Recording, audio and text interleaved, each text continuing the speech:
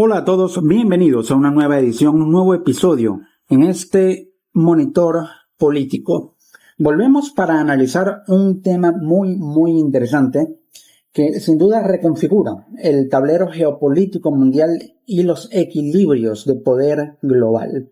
Hablamos concretamente de Estados Unidos y Rusia, las dos potencias militares, nucleares, energéticas. De ellas dos, una es una potencia económica, como lo es Estados Unidos, en menor medida Rusia, más energética, militar y nuclear que otra cosa,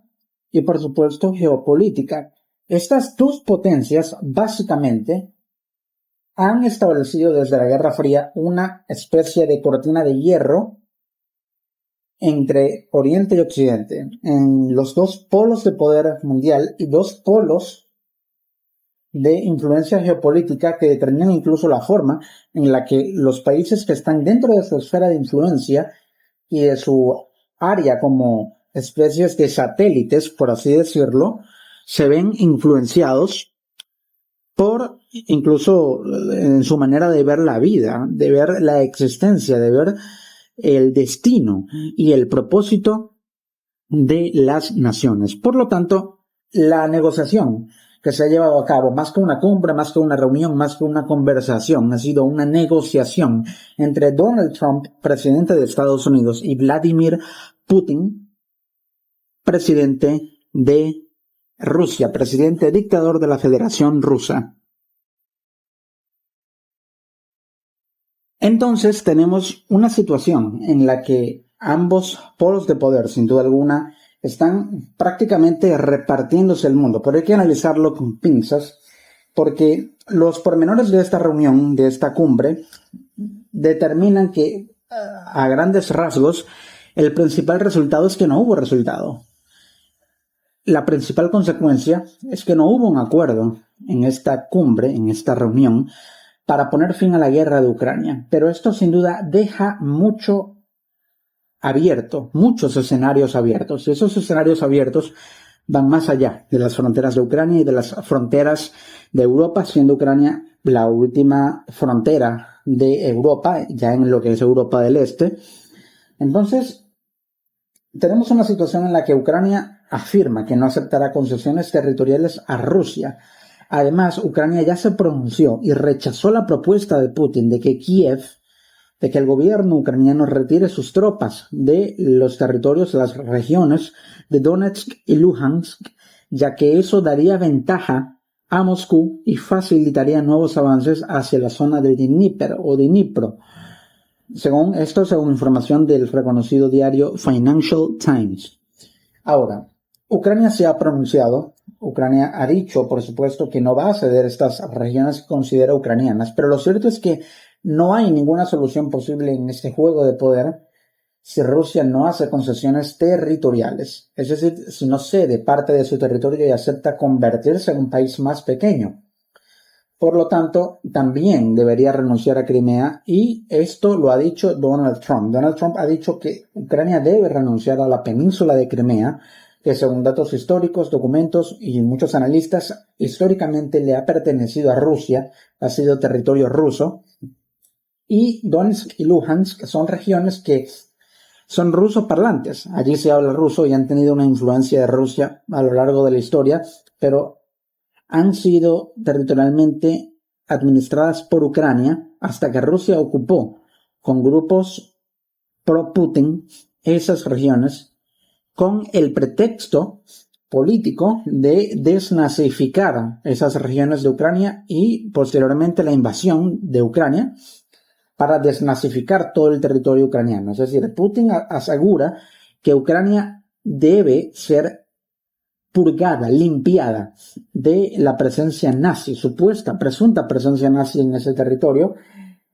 y también porque es una nación que históricamente ha formado parte de la Federación Rusa, incluso mucho antes de la Unión Soviética, de acuerdo a los argumentos históricos de Putin y de Rusia. Ahora,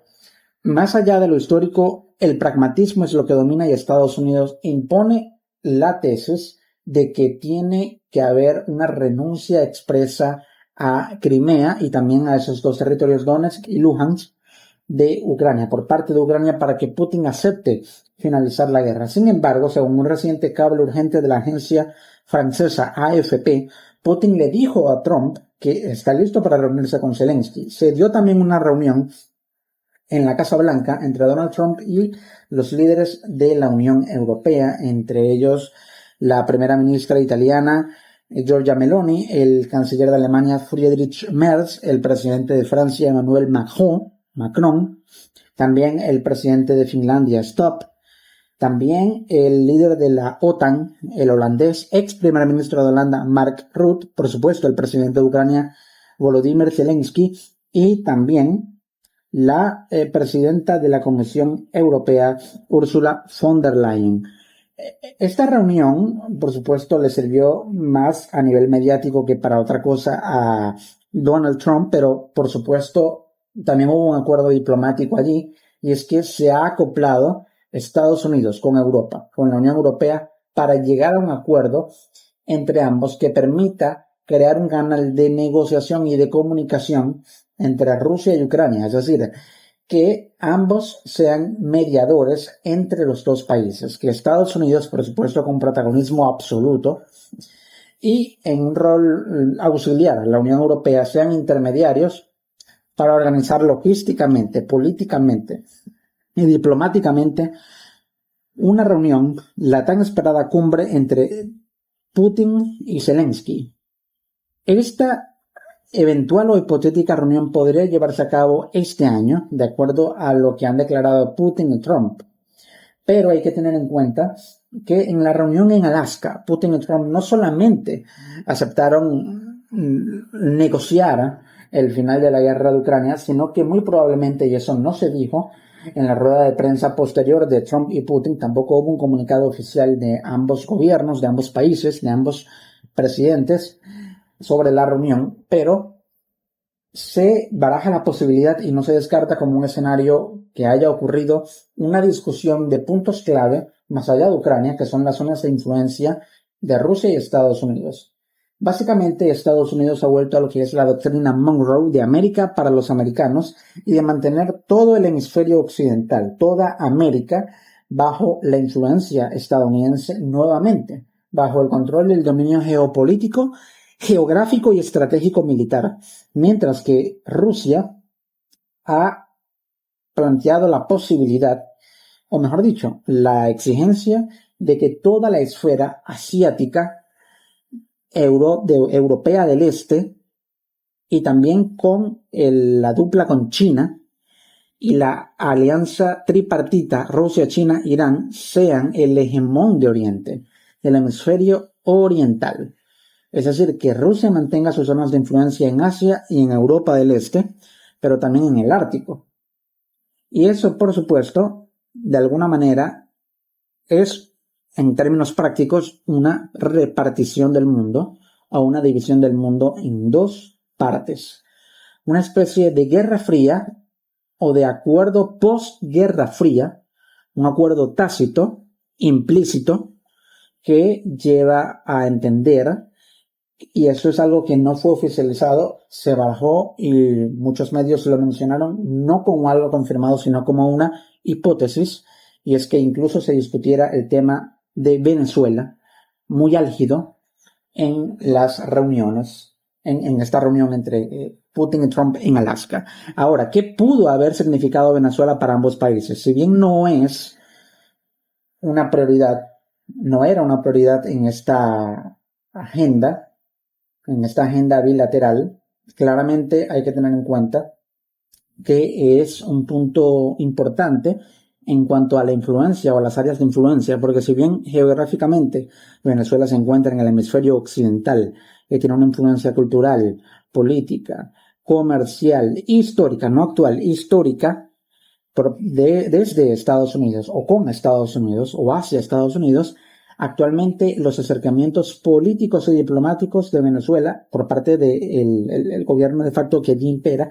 son con Rusia. Esos acercamientos se han producido con Rusia y se ha producido un distanciamiento muy marcado, con muchas tensiones políticas y diplomáticas con Estados Unidos, Tanto así que desde hace 6 años, desde el año 2019, no hay relaciones diplomáticas ni consulares entre Venezuela y Estados Unidos. Por lo tanto, pudo haber sido un punto importante en el que Trump le haya exigido a Putin, de alguna manera, que reduzca su influencia en Venezuela para que pueda entonces Estados Unidos hacer un proceso de occidentalización del juego de poder en Venezuela, no de la sociedad venezolana, sino del juego de poder en Venezuela, en el que Estados Unidos pueda tener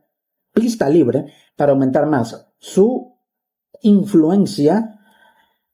con todas sus herramientas de poder sobre el gobierno venezolano para que éste haga lo que Estados Unidos busca que haga y así Estados Unidos pueda moldear o de alguna manera influenciar, determinar los movimientos de acuerdo a la política exterior de Estados Unidos del gobierno venezolano para que así Estados Unidos mantenga sus intereses energéticos, políticos y geopolíticos en Venezuela con menos influencia rusa, tomando en cuenta que Estados Unidos prácticamente le ha podido garantizar y prometer a Rusia que no se va a meter en el área de influencia rusa, que es Asia y Europa del Este. Tomando en cuenta que parte de Europa del Este es de la OTAN, pero allí pudo haberse dado una concesión en la que Estados Unidos le dijo a Rusia que no va a expandirse, que la OTAN no va a expandirse, y allí entra en juego el factor Ucrania. El factor Ucrania es que el gobierno ucraniano, Zelensky, quiere que Ucrania entre en la OTAN y en la Unión Europea, pero Trump ha dicho rotundamente que eso nunca va a pasar, que Ucrania nunca será parte de la Unión Europea y nunca será parte de la OTAN. Estados Unidos puede perfectamente prohibir que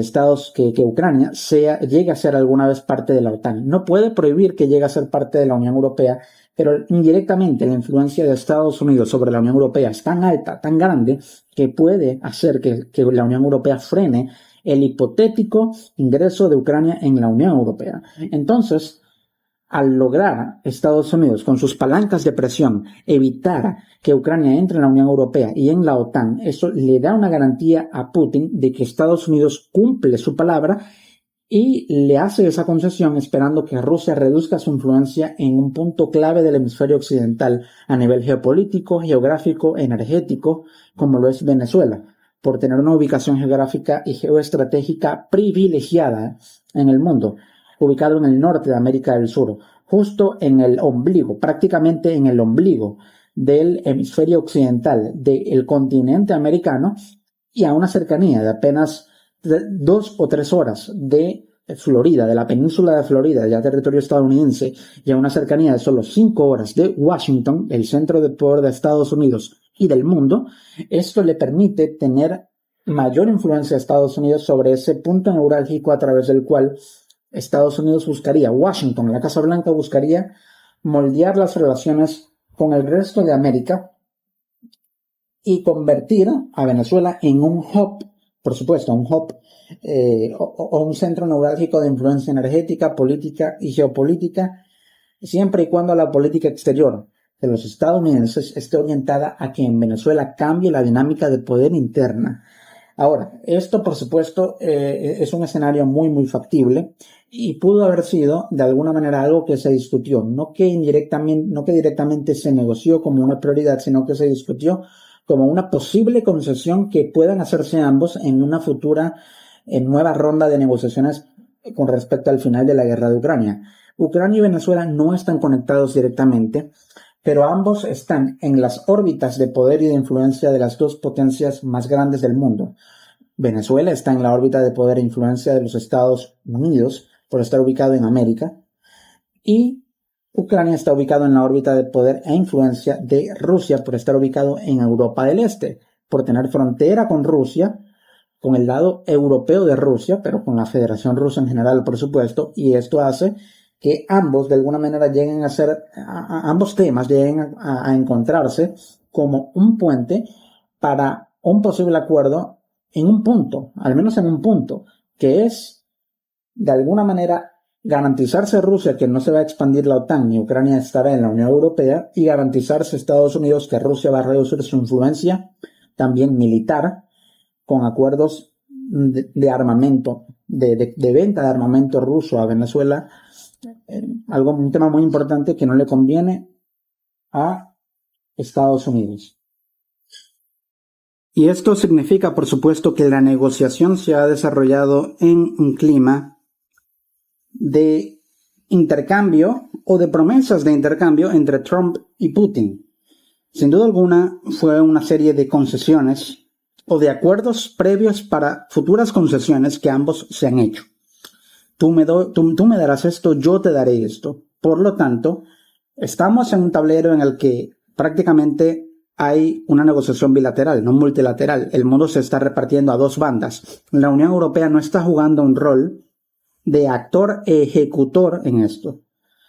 El mundo está de alguna manera siendo geopolíticamente negociado en zonas de influencia entre Estados Unidos y Rusia. Ni siquiera China está jugando en ello, al menos no en esta cumbre, y la Unión Europea mucho menos. Entonces, esas zonas de influencia principalmente también tienen un punto de juego muy importante como lo es el Ártico. El Ártico, donde Rusia y Estados Unidos también tienen intereses, prácticamente tienen una frontera compartida allí. Y por supuesto, esto también determina el juego. La Unión Europea, si bien se encuentra en el hemisferio oriental, es Occidente, y vemos que no está muy alineada con Trump. Vemos que es de alguna manera anti-Trump en muchos aspectos, pero aún así tiene o se ve obligada a negociar con Estados Unidos, con la administración Trump, y esto por supuesto hace que la Unión Europea interprete su posición de que si tengo que negociar con Estados Unidos para alejarme de Rusia, para evitar que Rusia de alguna manera ejecute un proyecto expansionista en el futuro hacia Europa, hacia el oeste de Europa, tengo que alinearme con Estados Unidos, aunque esto no me guste, aunque esto no forme parte de mi actual política exterior. Es importante remarcar esto, y Ucrania es el punto donde se está jugando la estabilidad de Europa. Venezuela es el punto donde se está jugando la estabilidad de América. Ambos están en zonas de influencia muy marcadas, Venezuela en la de Estados Unidos y Ucrania en la de Rusia. Por lo tanto, al ser Venezuela y Ucrania dos puntos de equilibrio geopolítico mundial, ambos son puntos muy delicados para los dos países, para las dos potencias. Se está negociando la influencia, la presencia geopolítica, energética, comercial, diplomática de ambas potencias en esos puntos de equilibrio geopolítico, como lo son Venezuela y Ucrania, y así es como está configurado el tablero. Sin duda, los últimos acontecimientos y las últimas medidas de Estados Unidos contra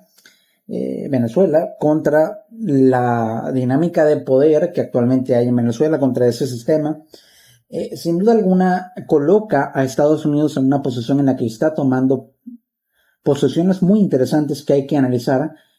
Y si bien China y Rusia se han pronunciado con comunicados leves, tibios, en contra, por mera formalidad diplomática, por mero trámite, no hay, por supuesto, un escenario en el que se plantee que Rusia confronte a Estados Unidos porque la potencia norteamericana aumente su influencia en Venezuela y empiece a moldear la dinámica de poder allí, porque Estados Unidos ve a Venezuela como un punto de equilibrio geopolítico en América. No es su prioridad número uno, pero sí lo ve como un punto de equilibrio geopolítico en América, mientras que Rusia ve así a Ucrania. Y por supuesto, Ucrania sí es la primera prioridad de la política exterior rusa, y eso es como determina estas diferencias muy interesantes, muy importantes de remarcar y de analizar. Así se encuentra el tablero geopolítico, así de importantes son ambos puntos de equilibrio geopolítico, ambos territorios para Estados Unidos y Rusia. Así es como se ha configurado en este clima esa reunión, que no queda allí, que va a seguir con nuevas rondas en las que más concesiones pueden acordarse y luego posteriormente realizarse, y allí otro análisis con este como complemento inicial entrará en juego. Nos encontramos en una próxima edición, en un próximo episodio en este Monitor Político.